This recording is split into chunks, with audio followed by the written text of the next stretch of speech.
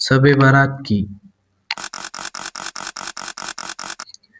শবে বারাত নামে যে আমাদের সমাজে প্রচলিত হাদিসটি, সেটাই আয়েশা রাদিয়াল্লাহু আনহু থেকে বর্ণিত যে এক রাতে আয়েশা রাদিয়াল্লাহু আনহু দেখলেন যে রাসূল সাল্লাল্লাহু আলাইহি ওয়াসাল্লাম বিছানায় নেই এবং তিনি তানাকে খুঁজতে খুঁজতে জান্নাতুল বাকিতে পৌঁছে গেলেন। এই হাদিসটি তোমরা পজ করে পড়ে নাও, কারণ বলতে গেলে ভিডিওটা অনেক বড় হয়ে যাবে। এই হাদিসটির নিচে লেখা আছে, ইমাম বুখারী রহমতুল্লাহ আলাইহির কাছে এই হাদিসটি দুর্বল ছিল এবং এই হাদিসটির সনদও দুর্বল।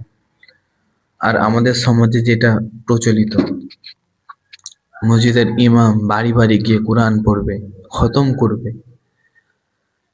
বন্ধুরা, কোরআন কি লাস্ট পর্যন্ত এই জন্যই রয়ে গেল? কারোর বাড়ি বাড়ি গিয়ে খতম করার জন্য? কেউ ইন্তেকাল করলে তার জন্য পড়া? কোরআন তো এই জন্য না। এবং এই হাদিসটি দুর্বল হাদিস। এই হাদিসের মধ্যে কোথাও লেখা নেই যে মসজিদের ইমামকে ডেকে কোরআন খতম করো। এবং আরেকটি কথা,